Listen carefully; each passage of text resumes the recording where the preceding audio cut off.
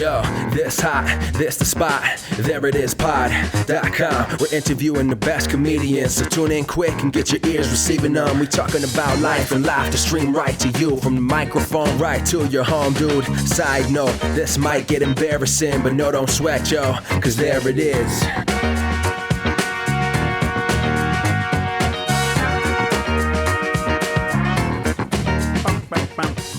Welcome to the There It Is podcast, the podcast with the best slogan.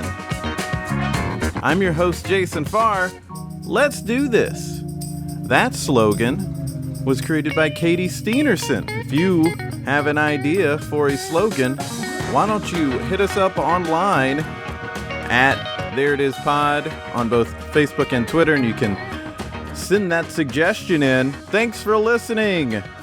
And thank you for following us on those social media accounts that I mentioned. Jason Farr, I'm also on Twitter at Jason Farr Jokes and Instagram at Jason Farr Pics. Also, check out our website, thereitispod.com. You can read blogs, support the podcast, and listen to all of the episodes on the nifty SoundCloud playlist. We're on SoundCloud and iTunes. Be sure to subscribe. Today's episode is a great one for people who do it all. You might do stand-up or improv or acting work, or you do all of the above, like myself. Whoever you are, you can get plenty of wisdom and encouragement from today's guest, Abbi Crutchfield, because she does it all. Abbi is an alum of UCB. She's been on UCB Comedy Originals, Broad City, MTV, VH1. You've seen her in national commercials like a DirecTV commercial, and she co-hosts You Can Do Better on TruTV. Abbi also contributes to some e-cards and co-hosted a stand-up show here in Brooklyn. The point is, she does a lot, and she rocks at it all, so she's a really good person to learn from. So let's get right to it. Here's my chat with Abbi Crutchfield. Where are you from? I was born and raised in Indianapolis, Indiana. Okay. And how long have you been in New York? I've been in New York, I guess, 12 years, because I moved here in 2005, and it's 2017 now. So I moved here the summer of 2005. I'm coming up on my anniversary. Nice. And were you, I want to, for some reason, think you were in Los Angeles at one point. Is that correct? I do work in LA sometimes. I just spent 4 months shooting a second half of the first season of You Can Do Better for TruTV. So that was fun. Awesome. We're going to have new episodes that air July 11th. Okay. Good. And yeah, so I've been there. I've lived in Los Angeles for several months at a time, several times. Okay. So that must be what's coming. Yeah. I call it bicoastal. I don't own a residence there, but I'm there often. So you've done a ton of stuff. You just mentioned your hosting work. You've done some acting work. You've done stand-up and improv as well. Where did all that start for you? Were you in high school and college performing, or when did all that begin? The very first art form that I pursued professionally was stand-up, and the reason I did that was because right after I graduated from college, where I started a stand-up comedy club, extracurricular club, was I did an open mic in Indianapolis at Crackers Comedy Club. Every Tuesday at 8, you could participate in the open mic, and since I had done it on a very small scale in college, I thought I want to do it legitimately in front of strangers in my hometown. And so your very first time at the mic is 3 minutes, and then the next subsequent times are 6 minutes. And then you start to network with your fellow comedians, and they produce shows throughout the city in different bars and restaurants. And so kind of like you do it in New York, we were just doing it in Indianapolis. And then after I saved up enough money for a year, I came out to New York. And in Indiana at that time, I was also doing dinner theater and a little bit of modeling and some commercial acting on a local scale to kind of get my feet wet with anything entertainment. And I think I had just auditioned for a community theater play, and they cast me, but then I had to leave, and I joined an improv team in Indianapolis. So I've always been interested in trying to do as many different things as I could. Yeah, very cool. And then stand-up was the first thing that I actually spent most of my time doing. Right. Now, I have heard that Indianapolis has a really great kind of DIY scene. I heard that a long time ago, so it sounds like it's... Oh, yeah. I mean, definitely has several great comedy clubs and a ton of potential performers that want to grow in the art form. Right. And then there are also, it's got an audience that's used to live art and enjoys consuming live art, which is a great recipe for it. I think the only thing it's missing is the ability to do it night after night. And Right. a lot of towns are missing that, which is why you have to move to someplace like New York if you want to get better at it. True. Yeah, you got to be able to get up a couple times and multiple times a week. Like a week for sure. Yeah. I mean, the people who do it several times a night are just trying to work out a set for a late night show, I think. Oh, yeah. Or escape their horrible apartment. But if you really want to grow, you really should be trying to do it multiple times a week. Because if you let a whole week go by between your attempts, it's too much time to psych yourself out and to just like you haven't written anything and you're like, or to I say, can't. I'll go tomorrow. You say, yeah, well, you can't say I'll tell those same jokes I told last week. You suddenly get tired of them. You're like, I can't tell the same thing I said last week, even though you should. Yeah. So I think if you're doing it every other night, then you're like, of course I can tell the same jokes. I just told them 2 days ago, and now I got to try them on a new audience. So it just develops that muscle of like, I want to get up. I want to get up. Yeah, for sure. And that is something that upon moving here, I wanted a little bit of just getting my feet on solid ground before getting into the grind of going out a lot. But yeah, I did too. Yeah, it because it can be daunting just to move. You're moving to a fast-paced place when you move to New York, so it's just a little bit easier to, or maybe better to just get your feet on solid ground before you start trying to run. Well, one thing it's important to do is to have some sort of a life, I think. And I've known people who don't really have a place to stay, but they still hit up open mics, or they don't have a job, to kind of pay for stuff, but they still hit up mics. And I get that passion and that drive. But if you don't have like a balanced life where you can eat regular meals and know that you're paying your rent, I think that it's going to ultimately impact you negatively. But I mean, I dragged my feet when I first got here. I think I waited 10 whole days because I was just afraid to leave the apartment I was subletting. I was so scared of New York.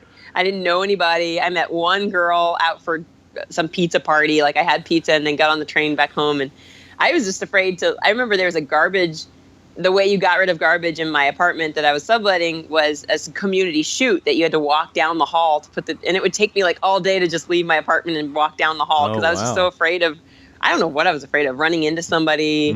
I had seen, I seen Big, when Tom Hanks becomes an adult at 13 and he has to stay in that really scary motel. There's all the noises and he hears gunshots and sirens. Yeah, I felt No, like I had that. actually mentioned that in a previous episode about the move, and I said I thought before moving up here that I was wondering if I was going to be Tom Hanks in that scene, just curling up into a ball and crying on the bed alone, even though I'm here with my girlfriend. But I just thought when she wasn't here that I would just like crawl, I would curl up and cry. Thankfully, that didn't happen. Well, yeah, I came out here a couple weeks before my then boyfriend and current husband, Luke, was. And when he got here, he was like, let's hit up the mics. What are you waiting for? So the fact that I had him with me was made it easier for me. But just the fact that the second he arrived, he wanted to do it was like, oh, yeah, I shouldn't drag my feet. Right, for sure. There's no need. It's one of the things, too, that you mentioned about having just a regular life is when you have stress because maybe you're not paying rent or you just haven't figured out what life is going to be like, just home life is going to be like for you. That can be so stressful that it actually gets in the way of creating, I think. For sure. I mean, being able to focus on what I need to be able to focus on to make sure that I do the best I can when I'm going to write material or perform. It's such a distraction in the back of your brain to have that like, oh no, what's happening in my life? And there's people who have no choice but to live hand to mouth. But if you're living hand to mouth by choice because you're like, I've got to focus on the art, your material is going to be super unrelatable because you're going to be just talking about really depressive things. Yeah. But because that's your existence and that's all you know. And people are going to be like, ooh, you need help. So yeah, I think it's okay to have some balance. It brings more to your material. And definitely what you said, it doesn't impede creativity to be at peace. Right. When you were in the scene in Indianapolis, when you were doing improv, what was the theater you were at? That was a group called Indie Prov, and I believe it still exists. It's been going on for, well over a decade. And I had only auditioned and been accepted and then left the following week. So I didn't do a lot with them, but I had attended some of their shows, and then some members of that group I did dinner theater with, and that's how I had found out about the group. Oh, okay. So with dinner theater, there's an element of improvisation. One, if you forget your lines, but two, if it's not time to do the script yet and you have to kind of interact with the people that are eating or that are in line to get into the restaurant before they eat. So that was scary, but it was like super fun because I was in a costumes and I had an accent I already adopted. So it was kind of just like Halloween where you want people to look at you and laugh. So yeah, it's a lot more different than when I learned or trained at UCB or took classes at the Pit, like how it's, this is about a group effort and listening and agreement and, not just relying on yourself to be the funniest person in the world. Yeah, that was actually the next question I was going to ask is once you started going out and performing or just leaving the apartment in New York, where did you end up? So you took classes at UCB in the Pit. I did. Let me see. I think I did that the following year. So I didn't do that until maybe 2006. So for the summer of 2005 to the end of the year, I was just doing mics. I was hitting up like New York Comedy Club had one that Aaron Haber ran, and like Mickey's Blue Room. And I'm not even sure. Some of these might have been shows, but a lot of them, like Comics was a comedy club that doesn't exist anymore. And down in Ochi's Lounge, there would be a mic there, and I don't know, like there's a ton of places that don't exist anymore. Oh man. And some places that still exist whose names I can't remember. There's something with tree in the name. Do you remember that one? Do you know that one? I don't know that one. I know Knitting Factory. I don't know how long they've been around, and I know Tipsy Never did Hustle. A mic at Knitting. Okay, cool. No, I never did a mic at Knitting Factory. That's always been like, this great show that's been run formerly by Hannibal Buress, now by a ton of other people that are awesome. Will Miles, previous guest. Cool. Yeah, I should definitely check it out. So anyway, all over, and it kind of shot. Oh, there was another place. Oh, and it's closed now. But what was that place called? Bowery? Maybe not Bowery Poetry Club, but yeah, maybe it was that one. They had like an upstairs room. It was right on Alphabet City, right where UCB East is now, like just down the block from there. And I used to love going there because I would see people like Carolyn Castilla, Baron Vaughn, Michelle Buteau, Matthew McCarthy, and these people are all, they're now doing TV and stuff, doing really cool things. But just to learn from them and to be among them and feel a little bit accepted by them, even though I was majorly green, was just really encouraging. And it was like, these people are trying to get out of their studio apartments as well. And so, yeah, it was really encouraging time. And I met a lot of, my current peers now. Awesome. Down at the open mics. What was your experience like with UCB in the Pit once you started going there? Was there one that you went to more than the other or took more classes at? Well, yeah, I think I took more classes at UCB initially from study. I think just watching UCB, the show that Amy Poehler was in, and learning about the theater. I had visited Iowa West when I made a trip to Chicago and had seen Second City Theater. So it was kind of like I knew the history of improv. Starting in Canada, and then wanted to learn about New York's improv scene. And UCB was, at the time, this is like 2005, I feel like SNL was still pulling from talent from there. I mean, they were looking at Groundlings too, but and MTV or whatever, but it really was a good idea to take classes at UCB. And then through UCB, I learned about Ollie Faranakian, who started the Pit, because, he was originally collaborative with those founders of UCB, and so before the Pit even moved to its current location, I had performed on stage there at their independently produced shows, but I hadn't taken classes there. And then I learned about the Magnet Theater, and I never took classes at the Magnet, but I would do like their open mic. And so I just kind of was trying to get in the scene and meet the people doing that, the same way I had done with stand-up. Right. Like, you go to the restaurants to meet the stand-ups, and you would go to the theaters, the schools, to meet the students. Right. And so my experiences were really positive. I mean, I think for UCB, I took like all the improv that you could take up that time. I think you can now take a little bit higher level, but I took all their improv. I auditioned for a Herald team before they even had Lloyd teams. I did not make it. I auditioned for mod and got into a mod later in life, but just like, that introductory level where you're just like trying to get better and they're like, take more classes, get to know the community better. And then I took all the sketch classes you could take with them. I even repeated one because I submitted to write for mod and I didn't get accepted. So I was like, gotta take a sketch class again. Yeah. So I think that it was just really great to, like, the value of that is the discipline of writing a ton. And you know what the lesson was after every class was like, you should be continuing to write outside of class. You should be collaborating with people and making your own web content if you want. And I didn't quite follow through on that because I was putting so much time into stand-up, but I definitely understood the value of that. Of like, if you're really self-motivated. And also maybe doing stand-up is another version of that.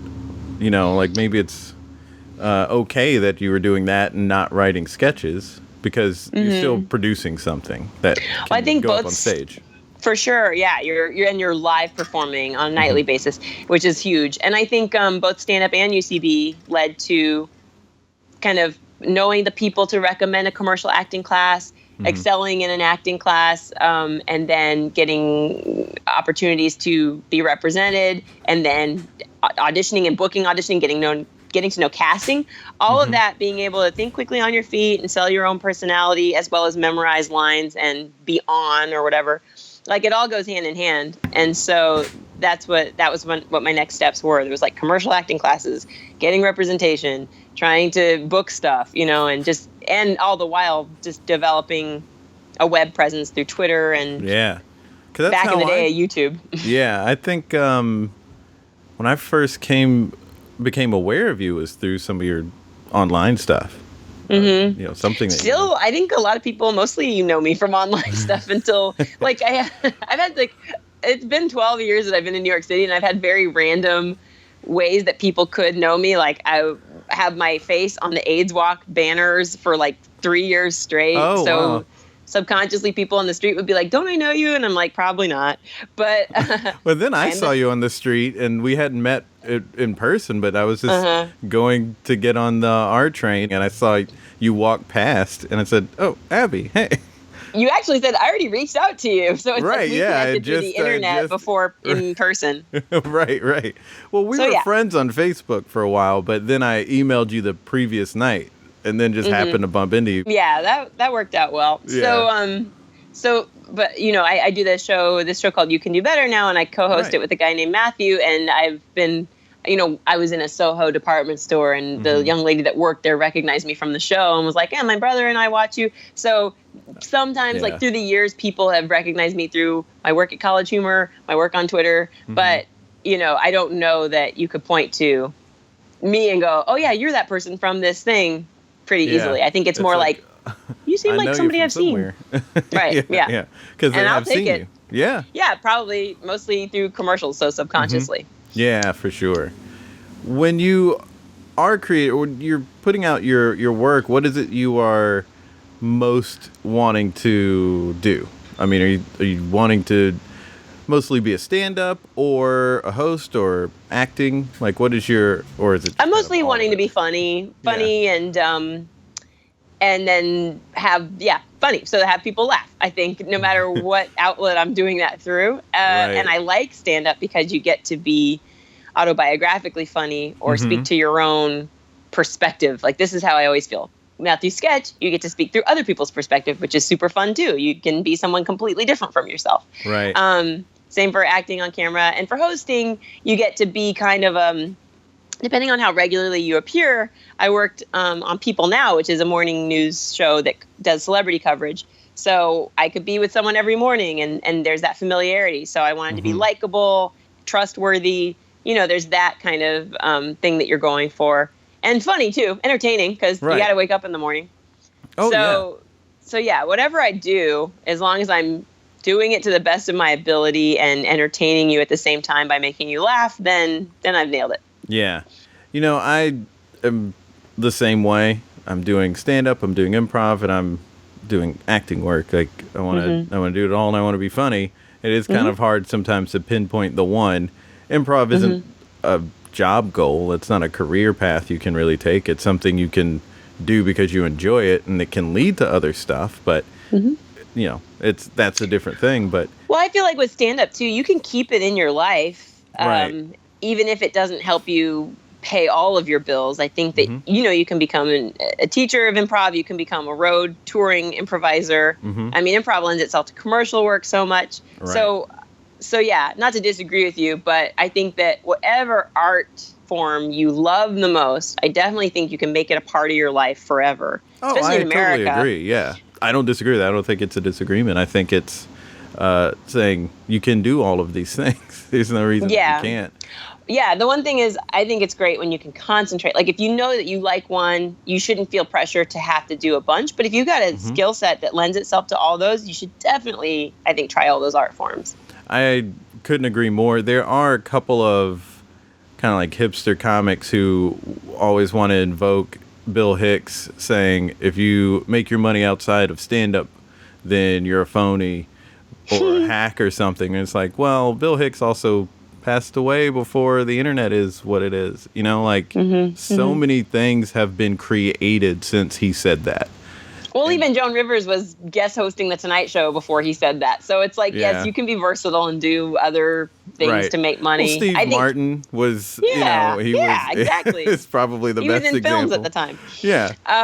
And so, I think Bill Hicks was totally entitled to his opinion. And he was also speaking during the comedy boom. So there was a ton of people who were probably not qualified to be doing stand-up that were getting paid regularly to do stand-up. So I think that he was implying like you should have a passion for it, and he definitely did. Yeah, and that's kind of how I feel. I feel like no matter what you're doing, you should do it with passion, whether that's one thing or three things. I think no matter what, you should be real about it and not phony and just doing it because they say to do it or whatever. You have to really get something out of it, and that takes actual concerted effort and genuine passion for it. Yeah, I do kind of go back and forth on it with myself of like, maybe you should just drop everything except one thing so that you can master the one thing, be really great at it, instead of mediocre at a bunch of things. But I don't think of it as being mediocre at a bunch of things if your skill set lends itself to it and you're passionate about it. I mean, 10,000 hours in whatever you do is going to be the thing that, like, that experience is going to speak to your skill level, your mastery of it. But yeah, like, there's one thing about feeling pressure, but there's another, sometimes I just feel like maybe I would have XYZ milestone by now if I wouldn't diversify my interests so much. But I like where I am. And if I really want to make XYZ my milestone, I know how to gun for it, like you just focus on it. Yeah. You are doing you're doing so many things and you like doing all of them. So that to me is genuine. And that to me is the right thing for you to do. I think everyone has a different set of skills, and there's some people who can't host a show and maybe they don't want to, but they are really good at stand-up. Okay, we'll just do stand-up. That's fine too. Yeah, we can coexist. That's really cool. Exactly. Yeah. I think it's nice if you have something that you take to, and that, like, if people are like, man, that guy sucks at acting, but he's really a killer stand-up, I think that's great. It's like, wow, he's got a gift, and it's a very obvious gift, instead of just, he's a virtuoso, he's good at anything he touches. That's a little less impressive. I think psychologically it's cool, but to me, when someone's worked so hard on one thing and that's their craft and they've honed it, I just really admire that, especially when it's stand-up, because that's one of my favorite art forms, if not the favorite art form. Yeah. And when it comes to stand-up versus improv, which is a discussion I hate, but so many stand-ups love, I hate the discussion, but honestly, I keep hearing stand-ups just try to knock improv. It's just like not a valid form. And to me, that joke that stand-ups are making has gotten really hack, and it's just a played-out joke. So I've never even heard that. It's funny that's a thing you've heard over and over. Maybe that's because I've heard improvisers say, "Oh, I can't really do anything with improv, really." But it's like but the moment itself, like, for example, I've been known to say that improv does not always lend itself to on camera. Like when you try to watch an improvised show versus seeing it live. There's something so magical about seeing it live. But I say the same thing about ballet. I hate watching the Nutcracker on film because the director is choosing what you need to look at instead of you getting to look at a million things. So that's the magic of improv, is like there's so much going on and it's so organic and you don't know when it's going to pop up, that it's so much more fun, and it surprises you in great ways, the same way stand-up surprises you. So obviously there are apples and oranges, but there's like two different really cool magic tricks going on. Like with stand-up, I planned everything I want to say, but you suddenly as an audience fall into just listening to it like, wow, how did you think of that? You know? Yeah, I wholeheartedly agree. I really like both. Stand-up is a thing that I mean, that was probably the first thing I wanted to be when it came to comedy. When I actually started focusing on comedy as a little kid, it was a stand-up I wanted to be. I didn't even know improv was a thing. Yeah, exactly. You know? Well, we had exposure to stand-up. Did you watch it on TV, or how did you see stand-up? I was seeing Did you a have lot albums? of it. Yeah, in the 80s, it was because of Bill Cosby himself. I was too young to see Raw. I didn't get a chance to see it until I was a little bit older. And then in the 90s and late 80s, really, I started seeing the network that existed before Comedy Central, and then there were like two different networks, and they merged and became Comedy Central, I believe. But on that network, they were just showing a bunch of clips of people doing stand-up at different big name rooms in Los Angeles and New York, and I just binged watched those shows. They were just on constantly. And the great thing about that was they would show you the name and like the venue and the year in the corner, like a music video, like a little white lettering would pop up and then fade away. Yeah, it was like so music you could television. So you could learn. You'd be like, oh, who's that? Oh, Sandra Bernhard, got it. You know? Yeah, that was when I first got into Mark Maron. Was because of that. Same. You know? Yeah, I think that was my very first exposure to him too. And I just am remembering now, like, the earliest performance of comedy I saw on television was three things, because we had HBO. It was Bette Midler in Beaches, which is like she did that play in Beaches or whatever. And so it was her performing live within that film. It was Whoopi Goldberg's Broadway show, and it was Gilda Radner. Somehow they aired her thing on Broadway. And none of that really is stand-up, but all of that seemed to me what embodied the magic of what stand-up should be, you know, like this live audience laughing at you in a theater or in a setting where you're on stage. And it didn't make me want to go into Broadway. It made me want to do stand-up. Oh, interesting. Yeah. Yeah, of course, like Seinfeld. Once Seinfeld was a TV show, I was watching that constantly, and I love Gary Shandling too. So it was just kind of just stand-up for so long, and it's they are stand-up and improv are just so different. And as someone who does both, I would get asked a lot which one I like the most, and it's just kind of like saying, what I like more, sleeping or jogging or eating. You know, it's like both things are things I need to do. I don't know. Well, what about I guess sleeping what do and you eating feel? is probably the better analogy. No. Sleeping and jogging. Jogging is the worst. Yeah, I actually do jog. I was going to say, what one do you feel more comfortable doing, and which one is more of a challenge, if any? Or are they both equally nerve-wracking to you? They present equal challenges, but completely different ones for me, just because with improv, I'm trying to be very real and in the moment and present as an actor. And as a stand-up, it's just having that really good pace, but also great stage presence, but also a laid-back kind of aspect. There's something about stand-ups that they're not rushing. It's kind of like it's that movie with Miles Teller, the jazz movie. It's like with J.K. Simmons. Right, yeah. The drum beat, I forget what it's called. Backbeat. It's neither of those. Okay, sorry. Drumline was Nick Cannon. Yes. Okay. I don't know. I love the movie. I don't remember why. It's a great movie. I can't remember the name, but I swear the title has something to do with drums. Cymbals. But yeah, well, he was a drummer, and so he was saying, like, am I rushing or am I, the famous line that I also am forgetting. Lagging or rushing. But it was just that idea, just like... It's just that, I'm getting really hung up on the details. Sorry, but yeah, it's a balance in between.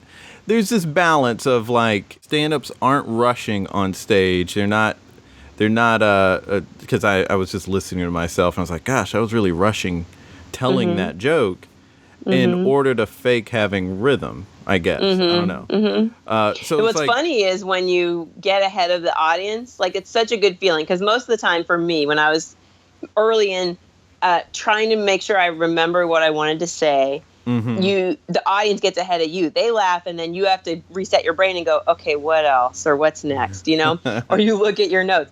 Now, the best part is when you know exactly what you want to say, you know when the laugh's going to come, and you're just waiting for the laugh to be over so that you could start your next line. Then you're ahead of the curve, and that's a great feeling.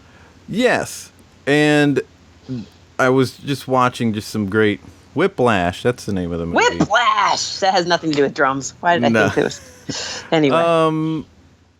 Yeah, I don't know. It kind of sounds like Splash, which maybe or people splash on the cymbals. They do. Whiplash. Okay. We made it make sense. We finally got there with that, and I still can't remember the quote. Am I rushing or am I dragging? I don't know. I forget what he said. But you know what I'm talking about. There are just some good stand-ups that I've seen who were killing it, and they had a pace. There weren't pauses, really. Like, there were, but it didn't feel like it. It felt like this constant movement, but yet they weren't going real fast. They weren't rushing.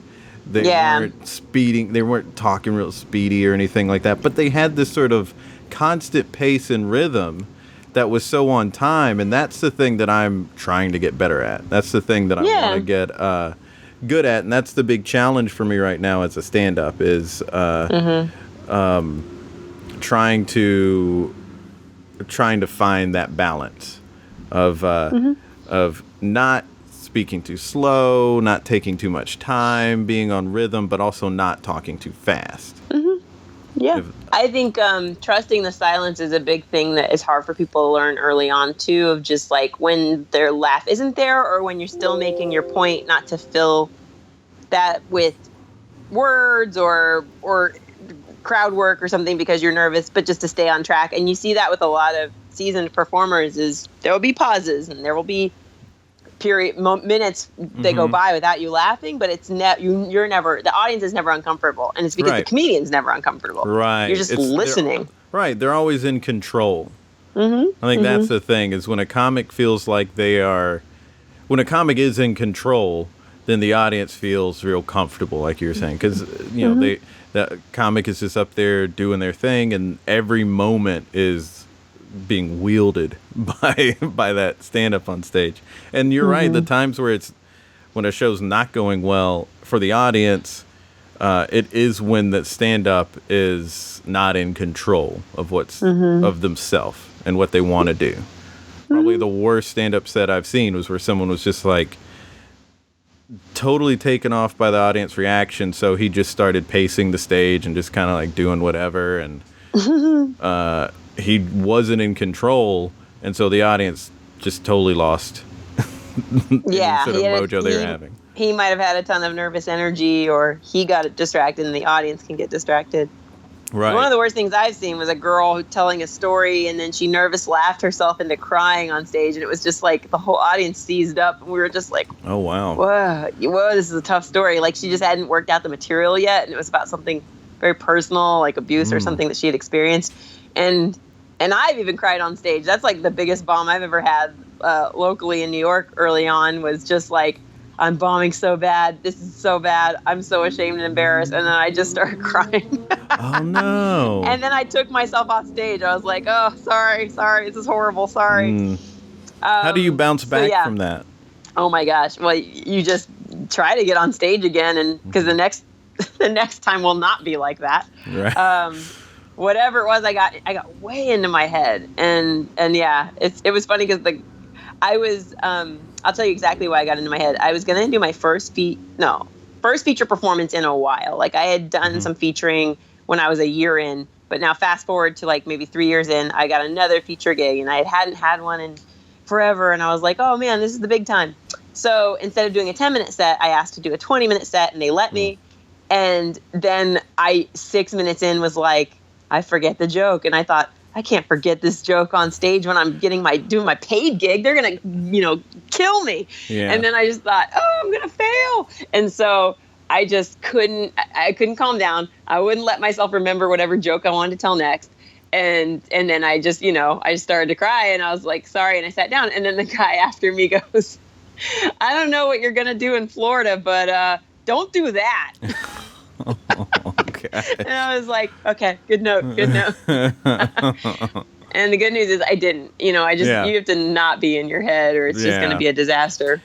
That's absolutely right. The thing that I recently came to realize was that what really makes a show go well is when you approach it just have fun, which I've heard a ton of comics say, and they've said it to me, and I've heard it since my first year doing stand-up, but it's not something that really sunk in until recently. And it's because I started getting in my head too often or worrying too much about this or that. And so now I am realizing just the benefit of saying, you know what? Don't worry about how this is going to go, because you can make it go well by just having fun. You're going up on stage to have fun and just have fun. And it works. Yeah, and what it feels like when you're having fun, like when there is no pressure, is you're not judging yourself. Right. You're in a good mood. You're there to have a good time. Because like for years, I didn't know what have fun even meant, because I was so in my head. I was just so anxious about like wanting everything to go right. Like, do I know my lines? Did I write jokes today? Yes. Have I memorized it? Yes. Okay. How's the person before me doing? Which is not something you're supposed to fixate on. Like, is the audience good? So there'd be all these little things in the checklist that if any of those things went wrong, I would be like, oh, this is going to be hard. and already that's not fun. There's nothing fun about that. No. So I say, don't give yourself a laundry list of things that need to go right. You came to do some jokes. You wrote the jokes. Just try to do them as best as you can. And yeah, like you said, just the not caring part. I think it's almost counterintuitive to tell someone not to care, because the whole reason they're doing it is for the attention of the audience and to entertain them. So you're like, I want you to like this. I made this for you to like. But it's kind of like if you bake something for somebody and you don't even know if they're hungry or not, but you're here's a cookie I made. I had a good time making it. I've tasted it before. It's great. And I hope you enjoy it. And then you walk away, and you don't need them to like the cookie or not. Right. It's the act of like giving it to them. So yeah, that's the sense I can make of it today that I couldn't early on, because I was just like, have fun. That's like saying have fun when someone has a gun to your head. Have fun. You can't. Right. So that's a good point. Yeah. How much stand-up are you doing right now? You doing a lot of dates, or? I've got when I finished wrapping the show, I did a little bit in LA, like tiny bit, because I was so exhausted. We had really long work days.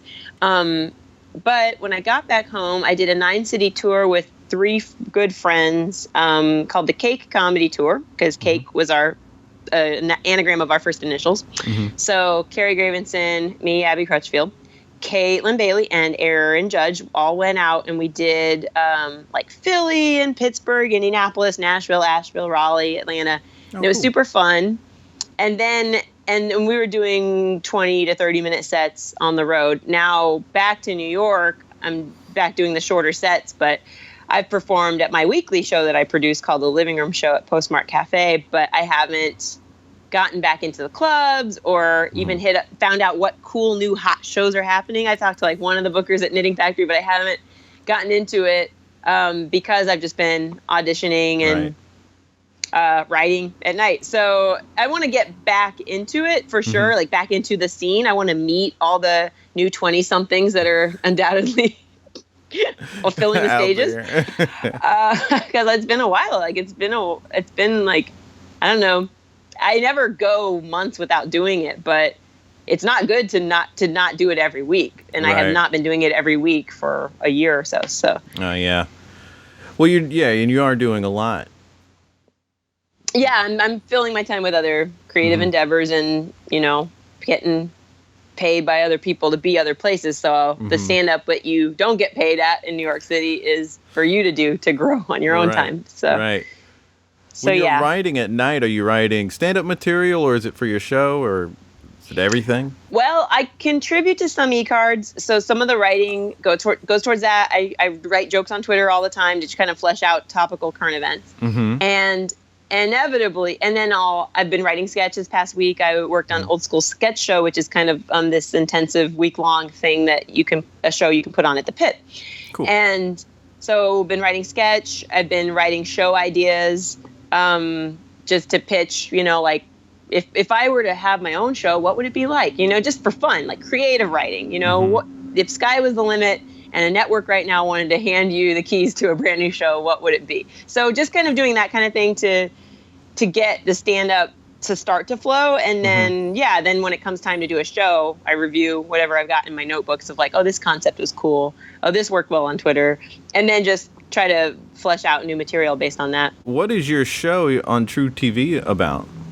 You Can Do Better is a comedy advice show for adults on stuff that they already do in their adult life that they could be improved upon, that nobody gave them a manual on it.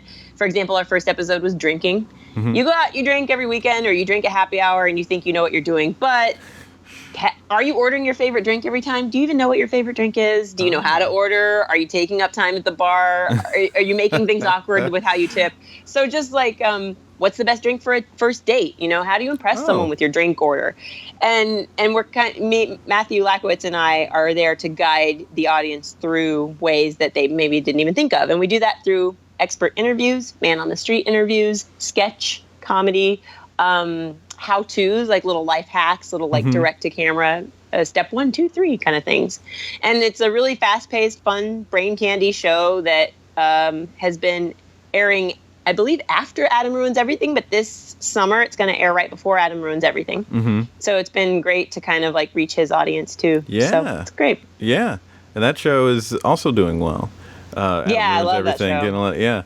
Now I learn a lot from that show, actually. Yeah, our show is supposed to be like, we're helping you learn, but honestly, I feel like Adam's show is like, makes me want to write stuff down. Like, oh, really? I'm going to Google that later.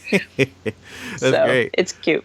How did you get that gig? Was that something you developed, or was that something you auditioned for? It's produced by Red Tail Media, and someone from Red Tail reached out to me, and I don't know how he found me. He may have told me at the time. Could be through the work I've done through the internet. Could be like clips, or it could be word of mouth. I'm in a lot of casting Rolodexes just from auditioning through the years. So it could be that. Like they say, hey, we're looking for a host type who's this age range and this race and this style, personality. Can you recommend someone?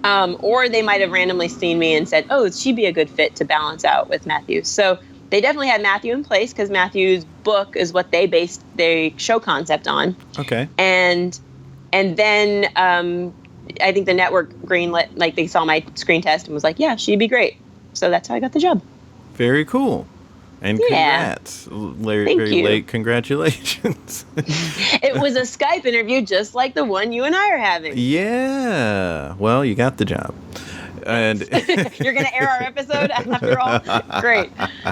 Well, I would also like to know what you are doing with improv right now. Are you doing any improv? Are you working at any of the schools? Let me think if there's any way I'm doing improv. The only improv I do is during commercial auditions at this point. Most every audition now goes, feel free to improvise a little. And that's very limited. It's not with a team and we don't take suggestions. So it's, but I did improvise with Nobody's Token a few years back. We spent a year together and we got to do a college together. And now cool. A lot of those members are on Astronomy Club, which is a really popular UCB troupe. So, I'm in touch with a lot of fellow improvisers. I love UCB. I roll through there a lot. Same with Pitt. Like I just performed an Old School Sketch show at the Pitt, and I do a lot of stand up and sketch at UCB when on independently produced shows. So I was just on the George Lucas talk show. Only I played myself. So I try to stay live performing weekly in whatever realm I do, but it's not the same grind that I needed it to be when I was temping and had to do stand-up at night to just get more stage time. You got to build your act just to get stage time. Yeah, of course, yeah. So, improv I love. I still love to watch it. The Del Close Marathon, did that end already? I know it's happening. That just started, I think. Okay, it's happening right now. Yeah, it's happening now. Are you in it? No. Not in a place where I would have gotten in on any of the shows going on. Yeah, I feel like I barely count as part of the improv community, except I know a lot of the people and have done it a bit in the past. And I admire and respect the community. Yeah. But I think the last UCB show I got to do the monologue at AskCat, and then they improvised around it. So there was one point where they all looked at me. Like, there's times where the monologist comes out and tells a story. Mm-hmm. And I did it. I think I did it once, and then I didn't know I had to do it again or something. So they all looked at me, and I thought, oh my gosh, I have to improvise with them now. And I got super nervous. So I kind of did that thing when you're like early to improv and you're just like looking at each other. And then they all stepped backwards so that I could get center stage. And I'm like, oh, good, it's time for the monologue again. So it was just a split second, but I was like, oh my gosh, do I have to improvise? Woo! But definitely should be doing some, in addition to your classes you take, the open mic jams are super fun. They're great. The Pit has a great one, and Magnet has a great one, and we've done both of those. I know that UCB does one. We haven't had a chance to get there yet. Yeah. I don't know if I know that UCB's is led by a house team, and then they let other people step on stage. I don't know how the Magnet or Pit do it, but it's a great way to get to know the people in the community that are like-minded and that want to collaborate. Yeah.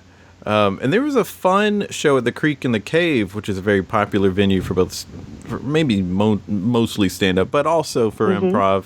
And there was a fun little jam there where someone is named a captain and they just pick a few people, and then they go up on like a Monday night and do improv together. And they they maybe haven't played together before, but so it has this sort of like jam feel to it. That makes me love New York, that you can have that many different kind of creative random shows. Like, even though it's work for you and it's training for you, for the audience, it's something entertaining to watch. So I think it's really cool. There is so much going on. People do have a lot of fun stuff that they can check out.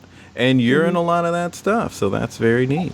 Yeah, I'm trying to stay in that stuff, and hopefully, the next step in addition to like collaborating with people you like to collaborate with is like provide opportunities for people. On You Can Do Better, when I was out in LA, I could reach out to my friends that I knew from New York who had since moved to LA and get some of them on the show. So yeah, you definitely want to pay it forward and keep it on a community level, because that's why it is fun.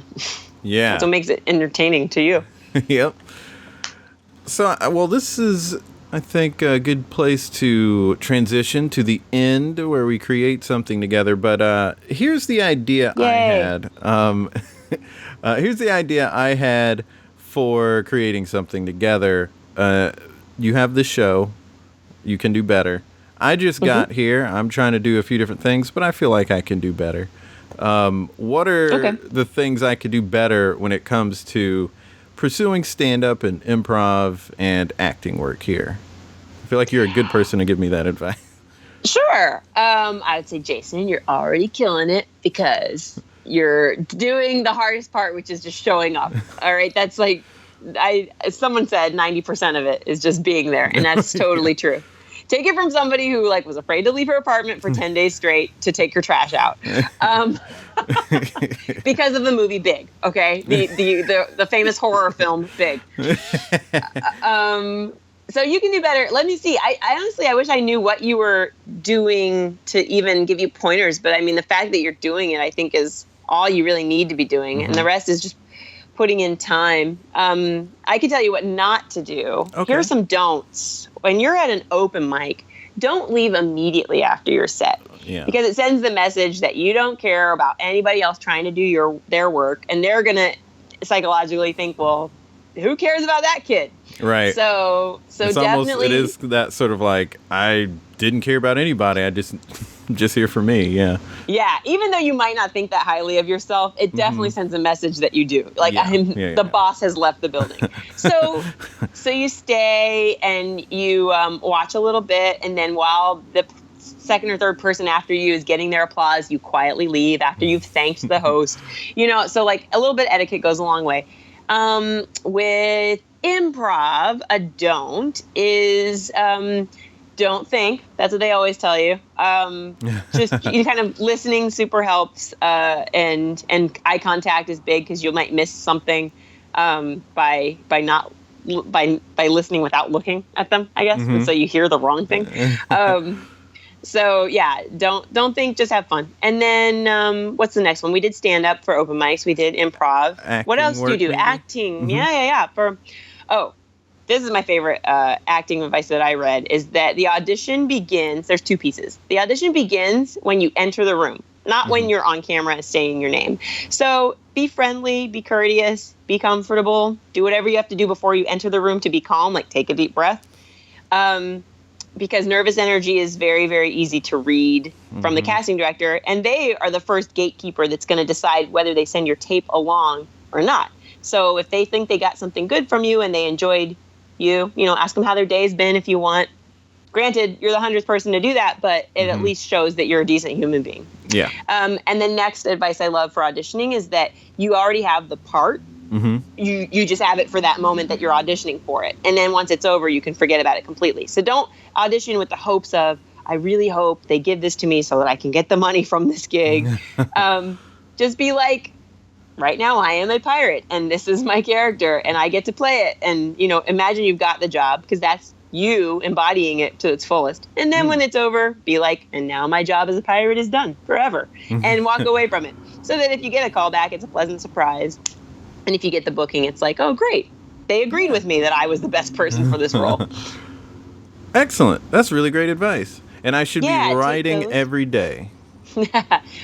Writing every day super helps. I mean, around the clock, really, like whenever anything comes to you. Or you have two approaches. My approach was, since I'm always thinking and kind of like never stop talking, something funny would come up and then I would write it down when it happened. But you can be watching Netflix days on end and just have times where you're not interacting with people except your coworkers, and then decide like, oh my gosh, I haven't written anything in a week. So having a disciplined time to write. When is the easiest time for you to write? For me, it's when I'm on the train somewhere. I always have to take the train to go somewhere.